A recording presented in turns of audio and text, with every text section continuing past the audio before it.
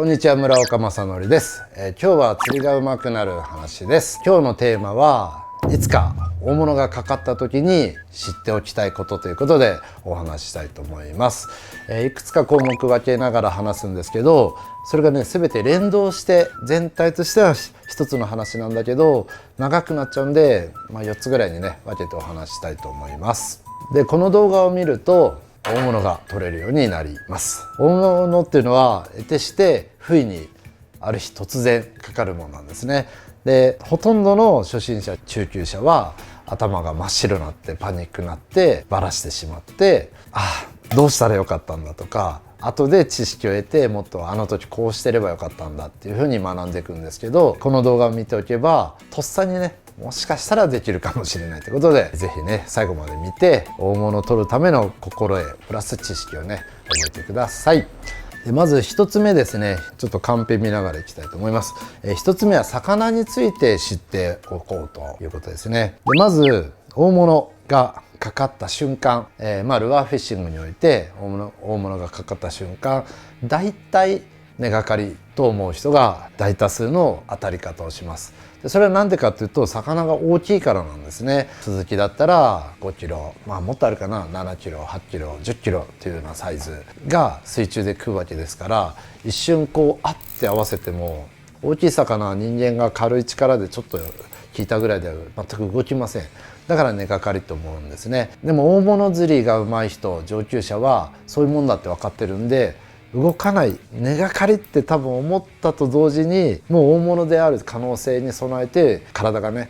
準備して動いてくるのが上手い人だと思うんで、まずね根がかりのような当たりは大物である可能性が高いと。もちろん根がかりの時もあります。だけど大物であるって思ってた方がいいですね。で続いておって思って合わせた時に大物の特徴、大物もですねどんな魚も魚がねルアーを食って違和感を感じると最初その場で首を振って嫌がるような素振りをします。青物とかは突っ走ってきますけど、他のねそれ以外の魚は嫌がる首を振ったりするんですね。その時の動きが大きくてゆったりしているという特徴があります。まず小さい魚は水中で首振る時もブンブンブンブンって振るんだけど、大きい魚はブーンブーンって振るので竿先も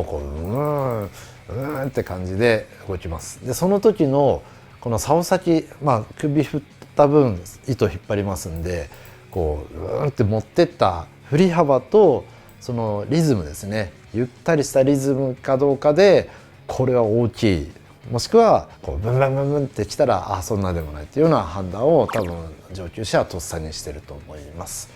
で続いてですね、魚がそれで違和感を感じて暴れた後、だいたいファーストランっていうですね魚が突っ走るタイミングがやってきます。でその時はだいたいリールから糸が逆転してジャーッと出てくタイミングなんですけれども、その出ていき方でもある程度大物かどうかの判断ができます。で自分の場合はこれはちょっと個人の、感覚値なんですけど、自分の場合はそのドラグが出てく時の糸の出し方で、大きい魚ほど尾びれが大きいので尾びれで水中をねかいて進むわけですけど、そのトルク感ギューギューギューって加速していく感じをすごい意識してて、その加速感とトルク感っていうのは力強さですかね、その辺を見てこれは相当大きいぞとか考えたりします。でもう一つは最高速度、ジャーッと出てく時の最高速度の出方、もしくはその持続時間でもある程度魚の大きさが判断できるんですけど、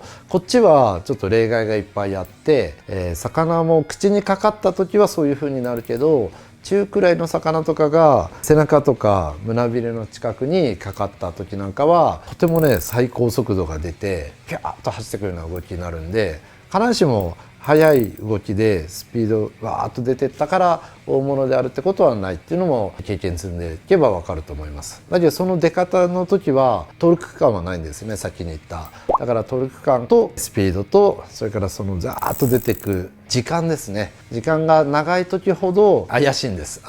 変なとこかかってとても走りやすいところでバーッといくとずいぶん長い時間ジャージャージャージャーって出てく時はこれ大物じゃないだろうなっていう変なかかり方してんだろうなって自分は判断するし、でもそのトルク感あって水を大きくかきながらジャージャーと出ていく時は意外と短くすぐ止まる時が多いですね。まあ魚にもよるんですけどね。はい、で続いて、魚種の判別についてお話してるんですけど、例えばシーバスを狙っててドンとかかって首振り、それからファーストランって始まった時に、その辺で次に釣り人が考えるのは、これは果たして本命なのか何なのか、どんな魚かかってもこれは何だっていうふうに誰もが考えると思います。でもその時に大事なのは手を緩めない。基本的には大物である想定をして全てやること全部やりながら、これは何だっていうふうに、特に、映像によく出てくるプロの人たちは一つのエンターテインメントですから、ファイトしながらこれはなんだってやってますけれども、立ち振る舞いは一つも隙がない人が多いんですね。で一方で大物が取れない人っていうのはこう止めちゃったりして「なんだなんだ?」ってやってるうちに、特にはもう青物なんかその隙のだけで魚が下向いてビャーッと走っていっちゃって根の中入って切られてしまうとか、根魚でもそうですね、そうなりがちなんで、基本的にはやれること全部やりながら、魚種を判別する時に血がどんどん動いてるとなかなか判定しづらいんですね。だから魚が一生懸命泳いでるタイミングで一瞬こっちが糸だけ出た状態で待ってる時に、その引きの性質強さと竿先のねこう動きで、だから大体キャリアの長い船長さんだと竿のこのねウィーンって叩き方で、もうこれはサメだぞとかね、シーバスだぞとかヒラマサだぞとか分かるんですけれども、それもね釣り人も経験積んでいけば分かるようになります。だけどそれを魚との主導権とか争いしてる時になんだってやっちゃうと大物取れないんで、基本的にはもう魚種判別は後って覚えておいてください。で自分ちょっと忘れらんないエピソードがあるんですけど、ちょっと伏せますが、とあるテレビである時ジーソですね、磯からメタルジグを投げてヒラマサを釣るって番組をやってたんですが、そこに出てた方はもちろんヒラマサの名手だと思うんですけど、多分普段はそんなことしないんですけど、カメラがついてて、おそらくそのカメラの前でやっぱ当然ね、どんな釣り人もいいかっこいいシーンを見せたいというね中で頑張ってたんですね。でヒラマサがかかったんです。で竿の叩きからしても最初はその方もヒラマサだって言ってたんですけど、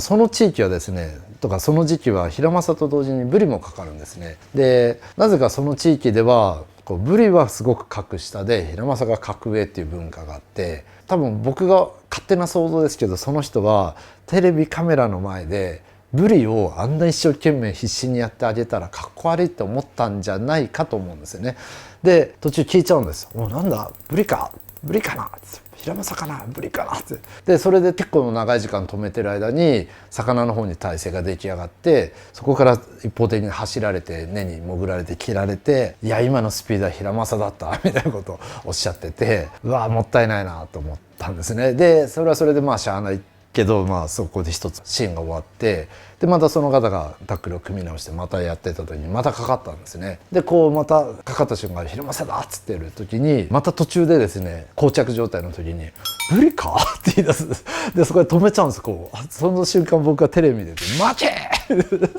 負けとまず叫んでしまうぐらい、やられんぞってもう自分なりの経験値でも思ったら、案の定そこからまた突っ走られて切られてしまって。って感じで思ったんですけど、おそらくその方は普段でもガンガンやるんですけど、いわゆる人目を気にするテレビカメラ、これはねテレビカメラの前出た人しか分かんないと思うけど、おそらくその映像が出ちゃうと地元の釣り仲間に「ブリであんな必死にやっちゃって」って言われたりするから、一瞬それがよぎってブリだったらもっと冷静にやらなきゃみたいな思いが出て、そんなことになったのかななんて思った番組がありました。余談なんですけど、だからとにかく大事なのは常に全力でやる人が大物を最後ちゃんとものにするってことですよね。で続いて今度はロッドについて知っておきたいことをお話しておきたいと思います。であとロッドと合わせとリールがあるんですけど、ちょっと混ざるかもしれませんが、なるべく分けてお話しします。で分けて話すけど最後全部がまとまるので、まとまるっていうか連動していくので、そういう意識で聞いてください。でロッドについてね、大物釣りで知っておきたいことは、ロッドはどう使うのかって話ですね。でロッドの特性についてお話します。魚がかかって上げるまでのね時間、ロッドについては大きく考えれば2つあります。1つは竿を曲げて、こうやって曲げた状態で魚と対峙する。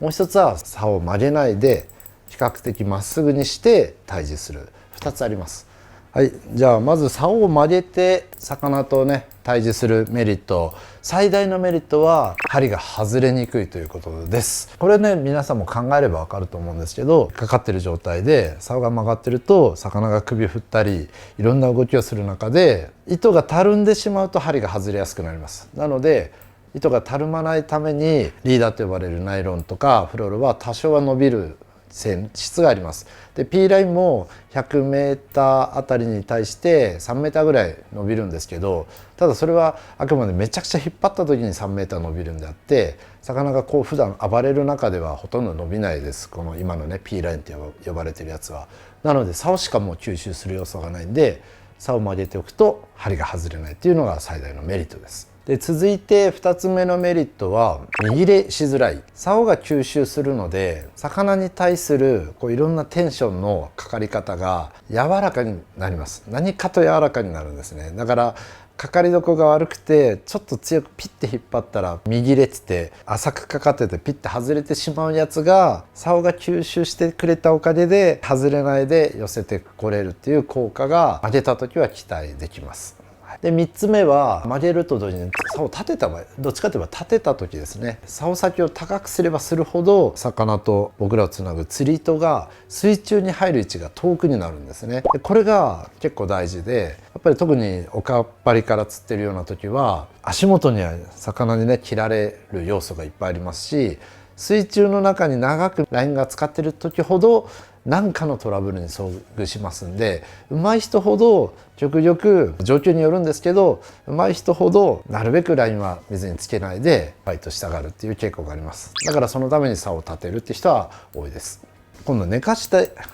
対峙した場合ですね。まずメリットですね。メリットはダイレクト感が出るってことですね。こっちがグッと引っ張った分だけ向こうにグンと荷重をかけることができるっていうのが寝かした時の最大の特徴で、これを竿を立ててしまうとあれにこうグンと引っ張っても竿が吸収してしまうので、向こうにはほとんど実際荷重がかかんないです。これちょっと実体験で持ってもらいましょう。例えば竿を寝かして引っ張ったらそれなりこうゴンと、自分がもし針持ってたら痛って刺さるぐらいあるでしょ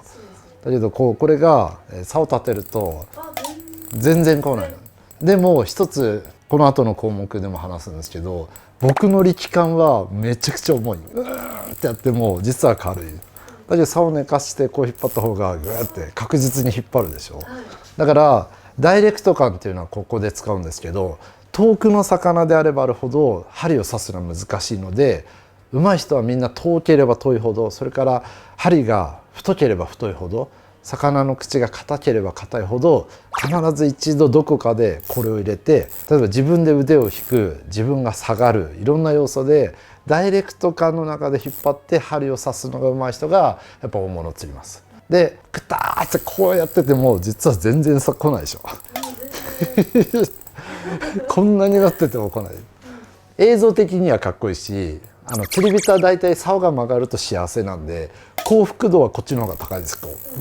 キャーってなるけど実は全然いってないんで、魚が水面出てきてジャンプでポロって取れるっていうのが多いわけですね。で今度竿を寝かした場合、今のメリットはダイレクト感です。でも今度寝かすとさっき言ったラインがね水中に早く入るんでトラブル、ねずれとかそういうねトラブルのリスクがちょっと上がるっていうのと、今度一番のデメリットはやっぱダイレクト感ゆえに糸がたるんでしまって針が外れてしまうとか、身切れって言ってですね、魚の口にこう針が深く刺さってないで浅くかかってた場合にピッて取れてしまうっていう。でこれが曲がってると負荷が弱いんで外れなかったり、ゆっくり引っ張れば外れないんだけどパンってやるから外れちゃうってことが多いと思うんですけど、何事もそのねギュンってかかるんでピッて取れちゃうっていうのが、寝かした時は起きやすいです。はい、でこの2つの特性をまずしっかり理解して状況に応じて使い分けることが大事なんですね。でもう一つ知っておきたいのは竿のね硬さです。竿が柔らかいものと硬いものがあるんですけど、竿が硬いほどこのメリットデメリットがよりはっきり出てきます。で柔らかい竿ほどメリットデメリットが出にくくなります。これもだから良し悪しなので、上手な人はその竿の硬さを選ぶ時もそのメリットデメリットを考えて選んでいるわけですね。ってことで今2つのねスタイルについてお話したんですけど、大物を釣るのが上手い人はどっちかを使うというよりは、当たり前のように魚がかかった瞬間、ファイトの序盤中盤終盤に応じてその2つのスタイルを混ぜながらメリットデメリットを上手に使って魚をあげるのが上級者です。で皆さんこればっかりは経験を積んでいかないとできるようにならないんですけど、皆さんもこの2つのねメリットデメリット分かった上で経験値を積んでいく方がはるかに上達が早いので、さっき言ったね2つの特性は頭に叩き込んで、釣りをしてみたらいいかと思います。とは言っても、じゃあこの動画は大物がかかった時のために知っておきたいことっていうことなので、基本的な考えをこれから自分がお話したいと思います。ただ釣りは本当にケースバイケース、状況に応じて全然変わるものなので、あくまで基本ですね。自分が基本の通りやってるけど、この状況だとこっちがいいかもっていうのはね、さっき言ったところの原理原則から、応用してもらえたらと思います。でまず1つ目はですね、大型魚 GT、マグロ、ヒラマサ、ブリとかいった1メーター重さにしてもやっぱ10キロ近くなってくるような、大きな魚の大物がかかった場合ですねに、自分がどうやってるかってことについてお話したいと思います。でまずですね、大きな魚がかかる時は当然大きいルアー使ってるんですけど、針が大きいんですね。で針が大きい、自分だと多分シャープ1番以上ぐらいになってくるとちょっとその辺を意識するんですけど、簡単には刺さらないです。でさっき言ったように曲げた状態でどんなに引っ張ってもシャープ1番ぐらいの針は全然入っていかないんですね。だから魚が首振ったりちょっと浅くかかってるんで、魚がちょっとなんかの衝撃ですぐ外れてしまうって現象になりがちなので、基本的には食ったっつった瞬間は自分は竿を立てないです。で立てないで確実にダイレクト感でこれで絶対刺さっただろうなっていうテンションがかかるまで魚とのタイミングを合わせて合わせを入れます。で3年前にこんなような動画を出した時はコメント欄では、残念ながら、それがちょっと理解できない、自分の伝える力が弱かったっていうのもあるかもしれないけど、理解できない方のコメントが多かったんですけど、あれからこの3年間マグロ釣りがとてもねブームになってて、でマグロ釣りで寝かしてストレートファイトをするっていうのがとても盛んだったので、その辺の動画とか見られた方は自分が言ってる意味がねとてもよく分かったんじゃないかなと思います。で、話戻って魚が食いましたってなったら基本引き合わせですね。で引き合わせの時ももちろんちょっとこれ今ドラグズルズルですけど、ターゲットに合わせたドラグ設定値でしっかりまずドラグを出しながらもちゃんと合わせを入れる。でタイミング良ければ一瞬スプールを押さえてグッと一瞬刺す。でこれは年末のマグロ番組で漁師さんが生き餌イカとかサンマを流して食ったっつった瞬間1回だけロープ持ってグッて引っ張って離すんですよね。あれと同じことを意識してグッと刺すことをやってます。でこれが実は取るためにすごい大事な動作、針が大きいとか魚が大きい時ですね。で結構ねやっぱその何年か前の動画の時にコメント欄で多かったのは、でもそれやると糸が切れちゃうんじゃないかっていう意見が散見されたんですけど、これはね僕から言うと論外で、まずそれぐらいで切れるようなラインシステムしか組めない時点でもう大物は絶対ありえないし、ラインのチョイスですね、ラインのチョイスも間違ってる時が多いので、基本的には10キロで切れるラインだったら3キロぐらいのドラグで運用するのが基本的にはルアーのねフィッシングのスタイル、大体スタンダードなスタイルですんで、10キロで切れるラインシステムで3キロでやるわけですから、3キロでこうやってグッて引っ張った時に切れちゃうっていうのはもうノットが下手すぎるケースが圧倒的多いんで、それは自分のねノット動画を見て猛練習してくれたらと思います。で切れて不安で怖くてできないって人も多いので、その人たちも自分のノットは強いって実感するまで結んでは重いものを釣り上げてみたりして、P2 号で例えば40ポンドリーダーだったら10キロ上げられるはずです。ちゃんとラインシステム組めれば。だからそういうふうにして自分でまず自信をつけてから引き合わせなんかを覚えてもらえたらと思います。で話がまたそれちゃったな、まず引き合わせをして魚が首を振る瞬間、それからファーストランですね。大型魚ほどファーストラン速攻やってきます。でこちらも体勢ができてない時が圧倒的多いので、もうその時は竿を寝かして、でも寝かせてるってもう完全なまっすぐではなくてこんな感じですね。ややテンション張った状態で一方的にドラグを出される時間がしばらく続くので、その間にさっき言った引きの強さとか走りの性質から魚種を判別したり大きさをある程度推計します。と同時に周りの地形とかここは切られる可能性がどれぐらいあるんだとか、船だったら導船車のルアーの位置とかも全部見て切られるリスクをバババーッと整理して耐えるんですね。で合わせが不十分じゃないかと思った時なんかは、その魚がドラグを一方的に出してる時にちょっと押さえてさらにグイグイグイってしっかり差し込む動きをして確実に針を刺すっていうことを意識します。でこうファーストランが一通り終わって魚がちょっと一息ついてた時から今度はファイトが始まるんですけど、その時から自分は今度竿を曲げることを意識します。でしっかり竿を曲げることで、ちょっと後で説明しますけど、リールのねドラグ打ちをいじらなくても寝かして出る重さと竿を曲げた状態で出る重さだったら、曲げた時の方が向こうには負荷がかかっています。こっちもしんどい分向こうにも負荷がかかる。それはわずかな差なんですけど、だいたい 20% 増しぐらいでかかってると思ってください。だから竿を立てた分だけ同じドラグ設定値でも負荷がかかるんで、魚も2割ぐらいきつくなるってことですね。でその状態で魚に負荷をかけながら寄せてくることができます。大型魚は基本的にそれ以降はほぼ立ててやる時がもうほとんどです。で足元寄れば寄るほどどんどん立てて、おかっぱりなんかだとねずれの可能性もあるんですけど、そういった時も断然立てて糸をね縦にしてファイトした方が切られる可能性も少ないので立てます。でさっきも言ったように竿を立てておくのはすごいしんどいんですけど、そこはもう我慢して頑張って耐えながら寄せてくるケースが多いですね。だから大事なのは最初から全部立てたスタイルだと針が刺さらない時が多いので、ダイレクト感を使ってどこかでしっかり針をかける。であとはしっかり立てて針の外れにくさですね。あと竿が吸収することによる見切れのね防止っていうメリットを生かして寄せてくるという形を取ります。はい、で続いてですねシーバスですね。シーバスとか、シーバス前後の大きさ、10キロ未満の魚を想定したケースにお話ししたいと思います。で基本的にはそういう時は針はですね、シャープ1番以下の針が多いと思います。細ければ細いほど刺されやすいですので、よく使う6番4番とかぐらいのやつだったら結構魚が遠くてもこうやって竿をグッて立てて合わせることでそれなりに最初の初動で刺すことができるので、そこは竿を立てて合わせる時が多いです。だけどやっぱり魚が遠い時なんかは、それからもう一つは魚が軽い時、50センチぐらいの魚だとこう合わせて引っ張った時に魚も動いてしまうで刺さってないですね。だから魚がそこから走ってってくれれば刺さるけど、走っていかないうちに魚がジャンプしたりしてポーンって取れてしまうケースは刺さってないっていうのが圧倒的多いんで、自分は曲げた状態から下がる、自分が下がる、それから腕を引く、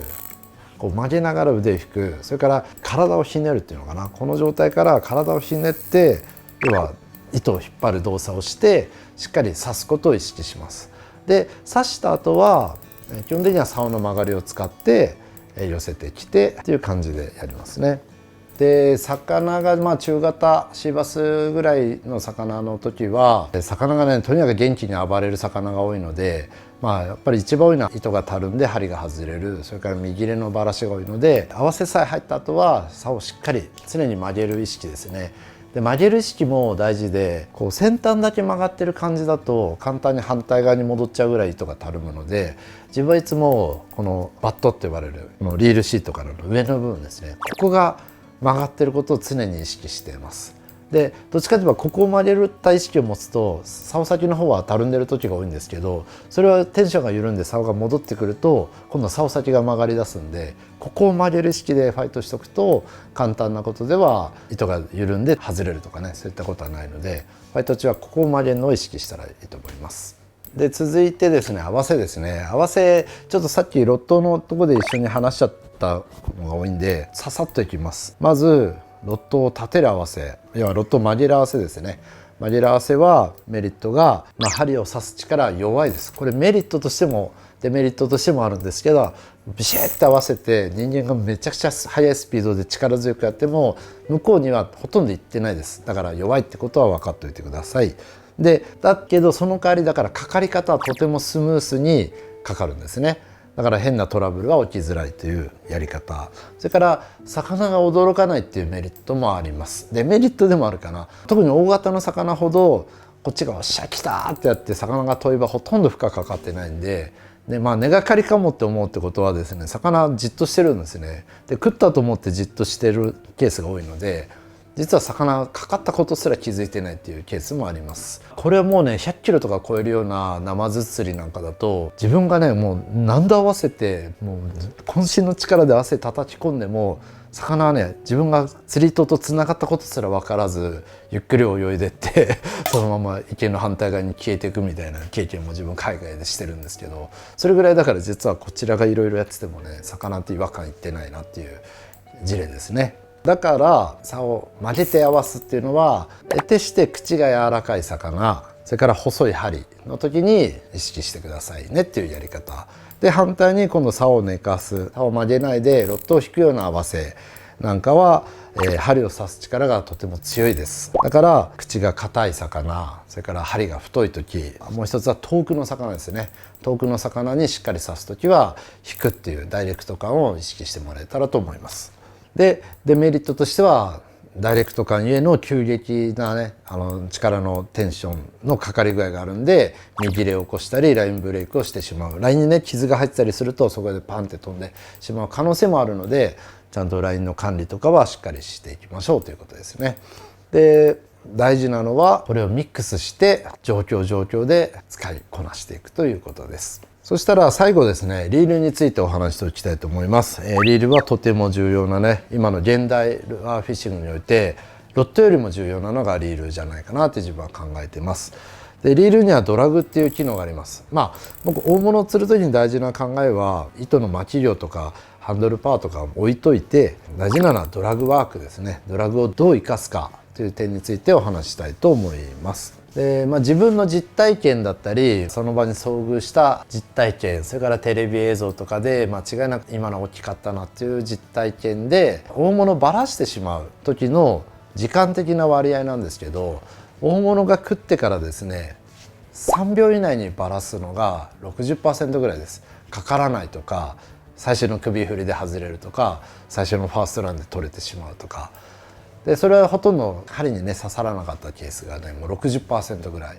で、今度その3秒から10秒ぐらいの間にばらしてしまうっていうのが 30% ぐらいで、それはもう圧倒的なスピードで止められなかったとか、止めた結果外れてしまったとかいう感じでばらしてしまうケースで、その2つ合わせてね 90% ぐらいなんですね。自分の実体験でもそうなんですけども、大物だって分かってから10秒以内に取れなかった時はもうその10秒以内にばらしてしまうってケースが多いです。でそこから先足元まで来たけど最後にポロって取れちゃったりとか、最後のいなしで外れてしまったっていうのがもう本当に 10% ぐらいだから、大事なのは本当にかかってからの10秒間だっていうことを覚えておいてください。だから根がかりかななんてやってちゃダメで、もしかしたら大物かもと思って準備をしていった方がいいってことですね。はい、それでドラグの設定値は人によって考え方もあるんですが、大事なのはドラグの設定値だけで針が刺さらないと基本的には難しいです。大物に限らずですね。だからどんなターゲットでもターゲットと魚がかかる距離とか使う針を想定して、初動でドンと出た時にドラグがジュッと逆転する時にそれなりに刺さる強さで自分は設定します。でドラグの性質ではさっきも言いましたけど、例えばこれが1キロでジュッと出る状態だったら、竿を曲げた状態でジュッと出るのは 1.2 キロぐらい、だいたい 20% ぐらいマシになります。だから3キロだったら 3.6 キロぐらいまで強くなるので、たまになかなか寄ってこない大物を寄せてくる時なんかに実感するんですけど、竿を立てるとなんとなく寄ってくる。で竿を立ててない状態だとなかなか寄ってこないっていうのは、竿が曲がった状態でドラグが出てる時のここのガイドの摩擦抵抗ですね。糸がそれだけの摩擦抵抗がかかって3キロの出るドラグが曲げると 3.6 キロになります。だから2割増しぐらいになるんで、そこをね覚えておいてください。だからしっかり寄せる状態になっていった時は竿を立てろ立てろって上手い人が言うのはそういうことなんですね。寄せる力が強いから。ただこれはここで締めて 3.6 キロにして引っ張ったら同じことなんで、必ずしも立てなきゃいけない、立てるからパワーが出るってことではないです。立ててパワーが出てるのはここの摩擦抵抗でパワーが出てるだけの話なんで、竿を立てる信者っているんですけど、それは違うなって自分は思ってます。だけど竿を立てることで針の外れにくさだったり右入れのしにくさっていうメリットも出るんで、だから自分も竿を立ててこのドラグ値と曲げたことによるメリットを使いながら寄せてくる時がやっぱ一番多いですね。はい、で初期設定最初ね皆さんわからないと思うんですけど、当然弱すぎると針刺さないで外れますし、強すぎると今度は右入れしてしまったりね、ラインブレークしてしまったりするので、自分はシーバスの場合だいたい 1.5 キロから 1.2 キロぐらい想定するね魚、50センチぐらいを取りたい時は 1.2 キロぐらいにしますし、もう70、80がかかる想定してる時は 1.5 キロぐらいにしてます。で最初はぜひね測りながら、やっぱり強度計みたいなの3000円ぐらいで売ってるのでとか、魚の計測器ですね、あれでだいたいどれぐらいで引っ張ったらっていうのを覚えてもらったらいいし、慣れてくると糸をね手に巻いて引っ張った時にどれぐらいの食い込み感と痛さで何キロかっていうのが自分の場合はそれで重さを分かるようにしてます。で糸が細きゃ細いほど痛いんですね。だから 0.85 でこれぐらいの時は1キロ、P1.25 でこれぐらいの時は何キロって感じで、自分の場合はもう体感値で覚えてますけど、是非それを身につけるために最初ちゃんと測らないといけないです。で多くの場合は自分がいろんなアングラ見てきたんですけど、自分はめちゃくちゃ締めてるよっていう人でも、いやこれ1キロもないですよみたいな人がすごく多いので、それがね締めてるっていうのは間違ってるかなと思います。ただそれが緩いから取れてないってことではないんですけど、何キロって負荷と自分の体感値っていうのを合わせておくと、あらゆる治療していく時役立つんで覚えたらいいんじゃないかなと思いますね。で最後ですね、最後はドラグっていうのはどんどん設定値を変えていくものということですね。で大物取る時に変えないで取るっていうのは多分ほとんどないと思います。最初はその針が刺さる設定値ですね。でかかる、合わせる、足りないと思ったら自分で押さえてでもしっかり刺す。でその中で竿を曲げて寄せてくるんですけど、今度寄せれば寄せるほど右入れっていうですねリスクが大物なんかだとファイト時間が長くなるんで出てきます。だから自分の場合はどんどん寄せれば寄せるだけドラグを緩くして、ダイレクト感をとにかく消す、竿を曲げる、それからドラグを緩くすることで急激な負荷を避けて不意のね針外れを防ぐと同時に右入れを防ぐっていうのを最優先にします。だけどどうしても引っ張んなきゃいけない時のために、左手でスプールを押さえてグーッて寄せることもすぐできるし、でもこの状態で魚がいきなりビターンって水面叩いて下に行った時は離せばドラグが出るんで、それで臨機応変に対応すると。でそれからランディングネットとかですね、グリップとかいろんな形で左手を他で使ってる時も多いんで、自分は薬指と中指でスプールを押さえる止め方も結構します。でこれは押さえるというよりは突っ張っとくとすごい効いて止まるんで、ビッて止めながらおーっつって止めて、でもやっぱ走るとわーってこう指で調整するっていうような形でやっていく。だからかけた時が強くて寄せれば寄せるほど弱くなっていくっていうのを覚えておいてもらえたらと思います。じゃあどういうタイミングでドラグを緩めるかっていう話なんですけど、さっきも言ったようにまず合わせがしっかり入ってるってことが確認できたケースですね。で合わせがどうやったらじゃあ入ってるのかって分かるかというと、やっぱそのエラーライ、鈴木なんかだったらエラーライだったり、だいたい30秒から1分それなりに魚が暴れまくって外れてなかったらそれなりに刺さってるっていうふうに判断をしています。だから最初釣り人はかかると最初は主導権は魚にあって、こちら側もやれることもないし魚も元気いっぱいだし体勢ができてるんで、人によっては頭真っ白だったりするんで、その時はもうドラグワークだけでどうにかそこをしのぐ。でこちらも落ち着いて魚が少しバテたタイミングで寄せてくるタイミングでしっかり合わせが入ってるなって判断してドラグを緩めてくるってことですね。からジャンプしたけど外れなかったとか、何度も水中で首振ったけど外れないとか、ファーストランセカンドランこなして外れないっていう時はもう針はしっかり刺さってるんで、そしたらドラグを緩くして、あとはちゃんと寄せてくるって方を優先させるってことですね。はい、ってなことで、大物が針にかかった時に知っておきたいことということでお話しさせてもらいました。久々ね釣りが上手くなる話をしてみたので、最近バラエティ系エンターテインメントなことばっかりやってたんですけど、ちょっとね釣りが上手くなる話も続けてほしいって声が結構最近言われたんで、久々話してみました。なんか今後もね好評であればやりたいと思いますんで、是非コメント欄にねたくさんどんなテーマがいいとか高評価が、押してもらえればと思います。はい、ということで、釣りが上手くなる話でした。ご視聴ありがとうございました。